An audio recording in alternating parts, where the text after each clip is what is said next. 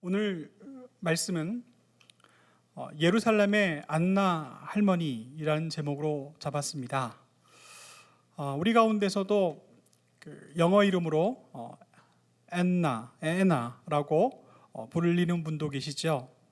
오늘은 누가복음 2장에 기록되어 있는 예루살렘의 안나 할머니 이야기를 함께 나누기를 원합니다. 오늘 먼저 우리가 함께 읽은 본 말씀을 전해드리기 전에 이 이야기의 맥락이 어떠한지부터 말씀을 드려야 되겠습니다. 예수 그리스도께서 이 땅에 오셨고 예수님도 모든 유대인들의 관례대로 난지 8일 만에 할례를 받고 그리고 정결 예식을 드리기 위해서 온 가족이 아기이신 예수 그리스도를 품에 안고 예루살렘을 찾아왔습니다. 바로 그때 예루살렘에서 예수 그리스도를 만난 사람들의 이야기인데 첫 번째 이야기가 소개되고 있습니다. 바로 앞전에는 시므온 할아버지를 만난 이야기가 소개되고 있고, 그리고 오늘 우리가 함께 읽은 본문 말씀에는 예수 그리스도, 아기이신 예수 그리스도를 처음 만난 안나 할머니의 이야기가 되겠습니다. 오늘 먼저 안나 할머니가 어떤 분인지 성경이 몇몇 가지 정보를 소개하고 있는데요. 12지파 가운데 아셀 지파의 바누엘의 딸 안나다라고 이렇게 소개를 하고 있습니다.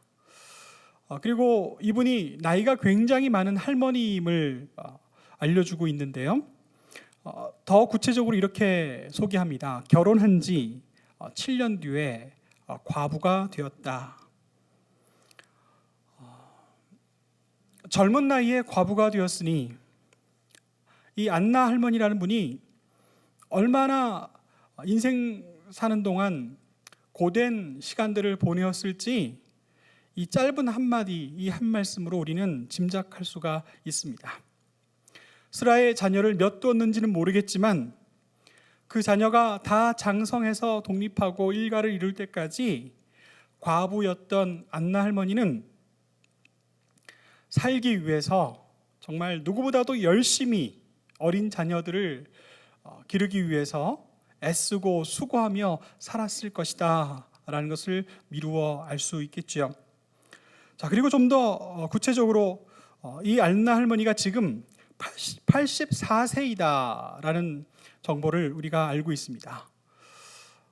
84세의 아주 고령의 안나 할머니는 지금 예루살렘에서 어떻게 지내실까요?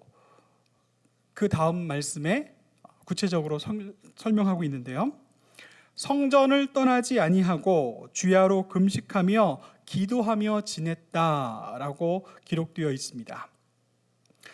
아마 자녀들이 다 독립한 이후에는 인생의 모든 짐을 다 이렇게 하나씩 내려놓고 난 다음에는 노년에는 예루살렘으로 이주해 와서 성전 가까이에서 살면서 날마다 성전에 가서 기도하고 금식하고 주를 찬미하고 예배하는 그런 생활을 한 것으로 보입니다.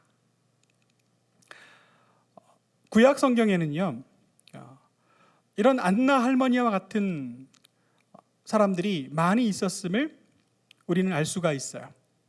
그리고 제가 예루살렘에를 갔었을 때 아주 진기한 풍경 하나가 있었습니다. 무엇이냐면 예루살렘 성 그 주변에 겟세마네로 가는 그 언덕에 정말 큰 공동묘지가 있었습니다.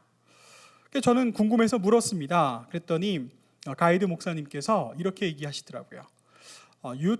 유대인들은 죽으면 가장 좋아하고 바랄 만한 것이 바로 예루살렘 성 주변에 묻히는 거래요. 그래서 하나님께서 우리에게 부활을 허락하실 때 예루살렘 성 가까이에 있으면 확실하게 그리고 제일 먼저 부활의 생명을 누릴 것이라는 믿음을 갖고 있기 때문에 무지무지 비쌈에도 불구하고 예루살렘 성 주변에 묘지를 얻는 게 유대인들의 큰 꿈이라는 겁니다. 죽어서도 예루살렘 가장 가까이에 있기를 열망하는 유대인들, 살아서는 어떨까요? 비용이 많이 들겠지만 노년에 예루살렘 근처에 집을 얻고 날마다 그 성전을 바라보는 것이 가장 큰 행복이라고 생각하고 그것을 소망하는 유대인들이 너무너무 많다는 겁니다. 안나 할머니가 그런 분이셨던 것 같습니다. 비록 과부였지만 힘든 삶의 여정들을 보냈지만 자녀들을 열심히 잘 기른 후에는 자신의 먹을거리 하나만, 조금 먹을거리 하나만 신경 쓸 때가 됐을 때에는 예루살렘 성 근처에 거처를 얻고 날마다 성전에 가서 기도하는 일로 나머지 여생을 삼았다는 거죠. 날마다 성전에서 그가 기도한 것이 무엇이었을까요? 구약을 통해서 그들에게 메시아를 주시겠다, 그들을 구원할 자를 보내시겠다는 이 소망을 굳건히 붙잡고 날마다 기도하고 있었던 겁니다. 그래서 눈이 오나 비가 오나 날이 맑으나 흐리나 변함없이 하나님께서 성취하실 그 약속이 내 생애 가운데 나타날 것을 소망하면서 기다리고 있었다는 거죠.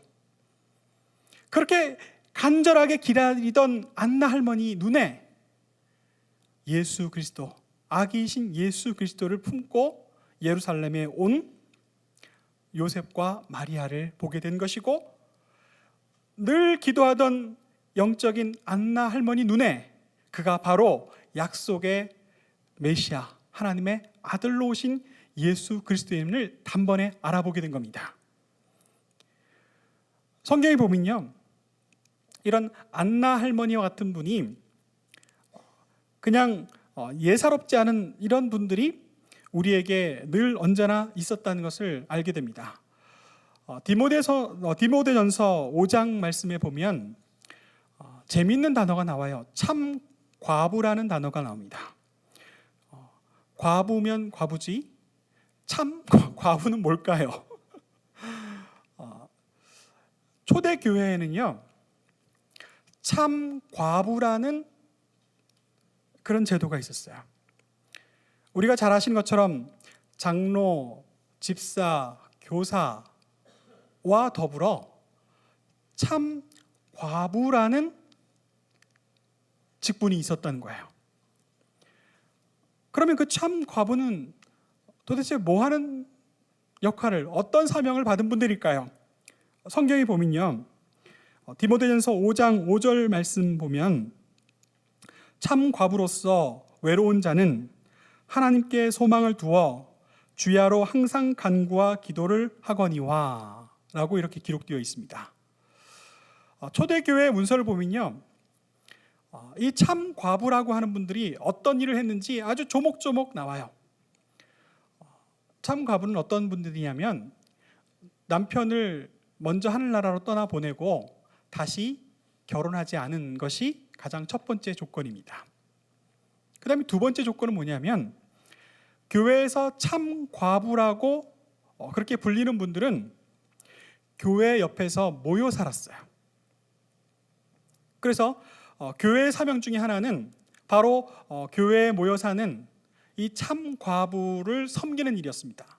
그래서 교인들이 순번을 정해서 참 과부 이분들을 위해서 먹을 것을 준비해 주었고, 그리고 그들의 잠자리를 살펴주었고, 그리고 의복을 선물해 주는 일들을 했습니다. 그렇게 온 교회가 다시는 결혼하지 않고 교회 곁에서, 교회를 떠나지 않고 하나님 나라 불러주실 때까지 교회 곁에서 사는 참 과부들을 섬기는 것을 중요한 사명으로 생각했다는 거죠.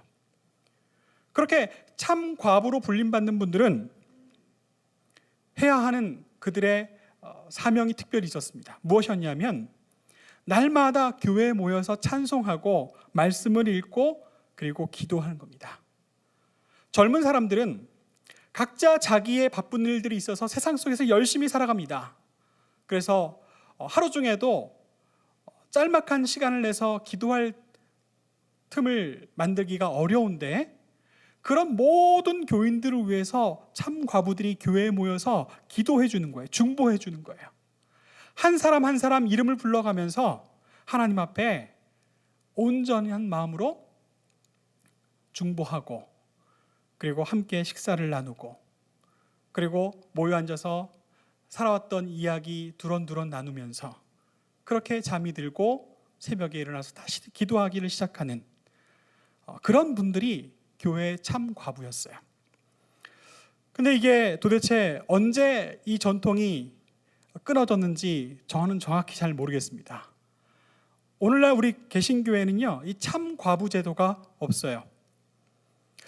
그런데 제가 영락교회에서 목회를 하다 보니까 우리 기독교회도 개신교회도 이 참 과부 제도를 다시 부활할 필요가 있겠구나 라는 생각을 하게 됐습니다. 영락교회는 서울 한복판에 있기 때문에 많은 교인들이 서울 외곽과 그다음에 경기 수도권에서 흩어져 살다 보니 연세가 있으신 어르신들께서 제일 좋아하는 일이 교회에서 예배드리고 교회에서 찬송하는 일이에요. 근데 집이 머니까 오가는 게 너무 힘듭니다.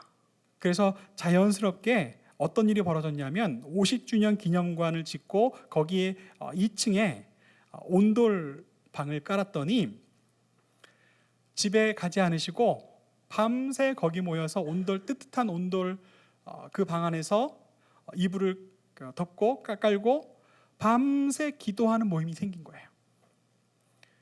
그리고 기도하다가 야식 먹고, 그리고 이런 얘기 저런 얘기 하고 또 다시 기도하다가 잠이 들고 그 다음날 새벽에 새벽 예배에 참석하신 겁니다.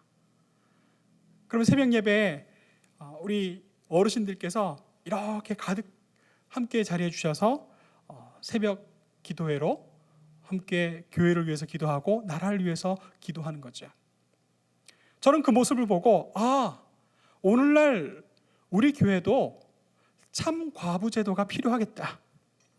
이 세상에서 다시 돈 벌려고 애를 쓰고 그럴 필요 없는 분들, 그러나 사랑하는 남편은 먼저 하나님 나라로 떠나보낸 분들, 그리고 교회에 머물러 찬송하고 기도하는 것이 너무너무 좋은 분들은 이렇게 교회 가까이에서 함께 모여 살면서 또 젊은 분들, 교인들의 섬김과 이렇게 봉사를 받으면서 하나님 나라 가실 때까지 편안하게 행복하게 그렇게 지내는 모습이 오늘날 우리 시대에도 필요하겠구나라는 생각을 했습니다.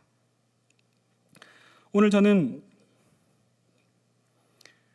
예수 그리스도께서 이 땅에 오셨을 때 교회에 머물러 온전한 마음으로 기도하고 하나님의 약속이, 하나님의 말씀이 성취될 것을 간절히 바랬던 그 안나 할머니가 단번에 예수 그리스도를 알아보시고 그리고 하나님 앞에 감사와 찬송의 기도를 드렸던 이 대목을 함께 읽으면서 이 은혜가 오늘날 우리 영광교회도 누릴 만한 은혜가 아닐까.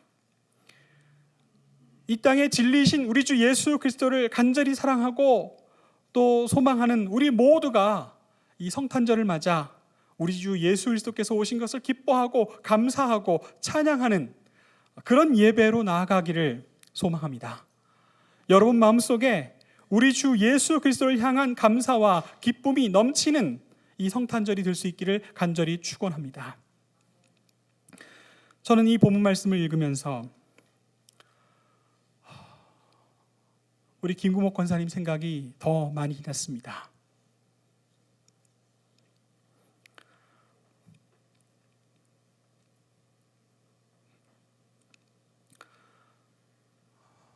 우리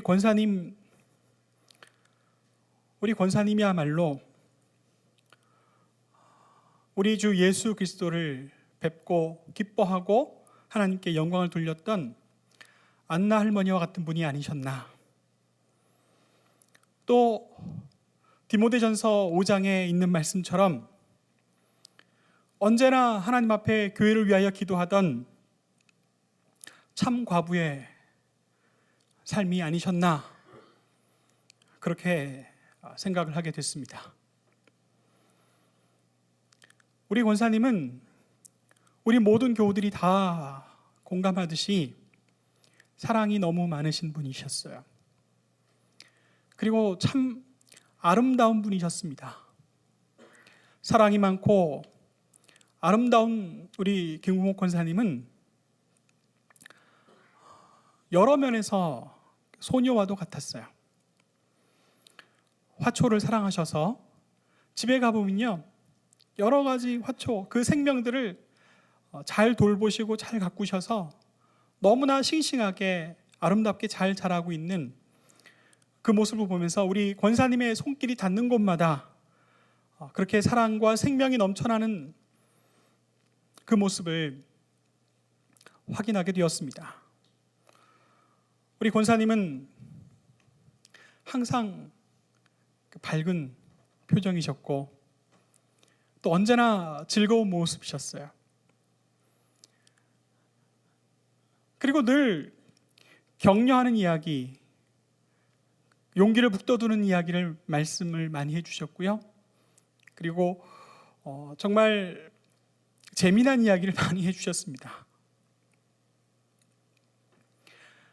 얼마나 착하고 솔직하냐면 사실 내가 살아온 이야기 중에 감추고 싶은 거, 부끄러운 것도 많이 있거든요. 웬만한 사람들이라면 나를 어떻게 생각할까 싶어서 감추고 싶은 이야기, 부끄러운 이야기가 될 법한 것들도 잘 이야기하지 않는 편인데, 우리 권사님께서는 그런 이야기도 들려주시면서 그때 하나님을 어떻게 만났는지, 하나님의 살아계심을 즐겨 간증하고 또 하나님의 역사를 우리에게 이야기해 주셨습니다. 우리 권사님은 우리 자녀들을 얼마나 이뻐하셨는지요. 우리 아이들만 바라보면 그 얼굴에 환한 빛이 더 밝아지시고 그리고 미소가 더 커지셨습니다. 지난 주일날 오후에 병원에 다시 한번 뵈러 갔을 때 원준이가 그 중환자실 앞에 나타났습니다. 이 땅에서 살 마지막 몇 시간 남겨두지 않은 그 순간에 원준이가 보고 싶다고 말씀하신 거예요.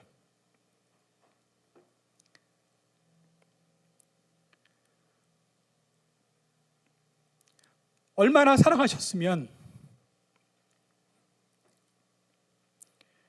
이 교회에서 갓난아기로 태어나서 기어다니고 아장아장 걸어다니고 어느새 학교를 들어갔다 얘기하고 무럭무럭 자라서 대학생이 되었다고 하는, 매주 그 원준이를 바라볼 때마다 그 사랑의 미소로 바라봐 주셨던 우리 권사님께서 의식이 남아있는 그 짧은 시간에 원준이를 보고 싶다고 말씀하셨고, 원준이 손을 붙잡고 이미 입안이 다 말라붙어서 말씀하시지만 그게 도대체 무슨 말씀인지 들리지 않는 상황에서 계속 원준이를 바라보면서 이렇게 저렇게 이야기하는 모습이었습니다.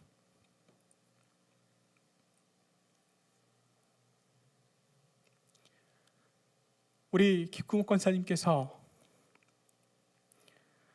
우리와 함께 하셨던 그 모든 시간이 우리에게 축복입니다. 예수 그리스도께서 우리에게 주신 그 생명을 소망하고 늘 기쁨으로 예배하셨던 우리 권사님과 함께 했던 모든 시간들이 우리에게는 축복입니다. 비록 먼저 우리 하나님의 부르심을 받았지만 우리 주 예수 그리스도 안에서 다시 부활하여 새 생명을 얻고 영생을 누릴 그곳에서 다시 만나기를 누구보다 더 간절히 기도하고 바라고 기다리고 계시는 분이 바로 우리 김금옥 권사님이십니다. 저는 김금옥 권사님을 너무너무 사랑합니다.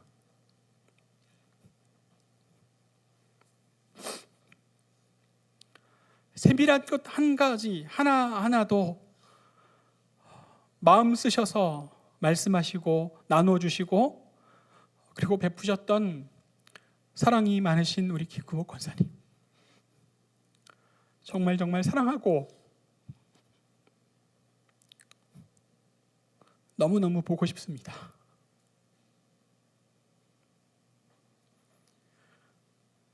우리 권사님께서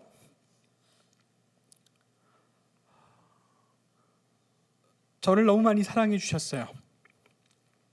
뭐 누구나 다 그렇게 사랑해 주셨지만 저를 향한 사랑이 매우 특별하게 느껴졌던 것은 권사님께서 언제든지 제 편이 되어주시려고 애를 쓰셨기 때문입니다. 아시다시피 우리 교회는 작은 교회고 여러 가지 어려움을 거쳐왔던 교회고, 그래서 제가 부름을 받고 이 교회에 목회할 때는 20명도 채 남아있지 않은 교회였습니다. 매주 새벽 예배로 하나님 앞에 나올 때 우리 김수철 장로님과 진영정 장로님 두 분만이 이 새벽에 기도의 자리를 지키고 계셨지요. 그러다가 진영정 장로님께서 너무 멀고 운전할 수 없어서 못 나오시게 된 이후에는 새벽 예배 자리가 더욱 비게 되었습니다. 권사님께서 당장 나와 주셨습니다. 우리 김난희 권사님께서 하루 종일 일하시고 그 고단한 육신으로 주무셨다가 새벽에 일어나는 일이 너무나 고되고 힘든 일임에도 불구하고 피곤해 지친 우리 김난희 권사님을 흔들어 깨워서 우리 교회를 위하겠다고, 하나님 앞에 더욱 기도하시겠다고 그 새벽에 하나님 앞에 달려나와 기도하셨습니다. 얼마나 힘이 되고 또 얼마나 감사하고 제가 얼마나 큰 사랑을 느꼈는지요.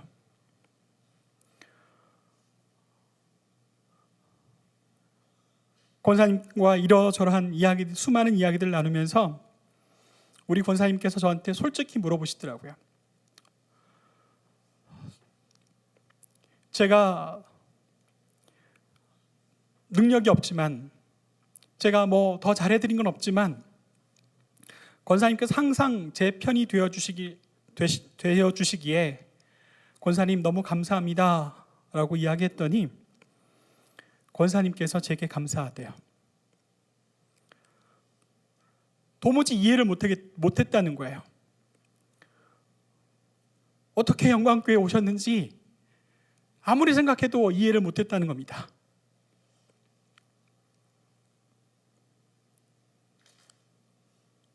교인은 20명도 남지 않아서 교회가 어떻게 될지 모르고 있던 상황에서 하나님 앞에 기도했는데 제발 우리 교회가 사라지지 않게 해달라고 그렇게 기도했는데 목사님이 오셨고 그런 상황에서, 특별히 더 나아지지 않은 상황에서 떠나실 생각도 하시는 것 같고 힘들어 하시는 것도 같고 또 여러 가지 형편들이 더 나빠지는 것 같은데 어떻게 아무 말씀도 안 하시는지 이해를 못하겠다고 얘기하셨습니다. 그러면서 저한테 약속 한 가지를 해달라고 하시더라고요.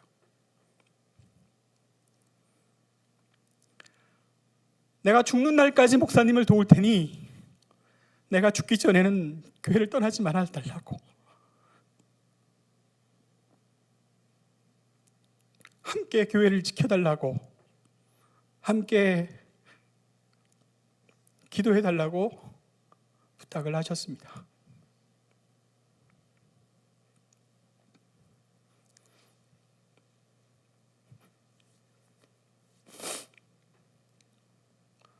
우리 교회를 위하여 기도하는 여러분, 이제 여러분들이 그 약속을 하셔야 됩니다.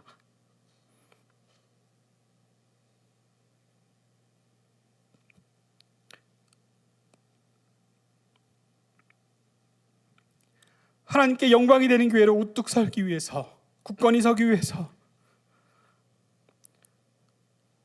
우리 권사님께서 굳건히 붙잡고 계셨던 그 믿음의 결단과 고백을 이제 저와 여러분들이 물려받아야 합니다. 교회를 사랑하시고 교회를 위하여 헌신하셨던 우리 권사님의 믿음의 유산을 저와 여러분들이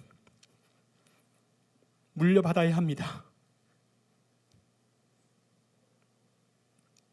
기도하겠습니다.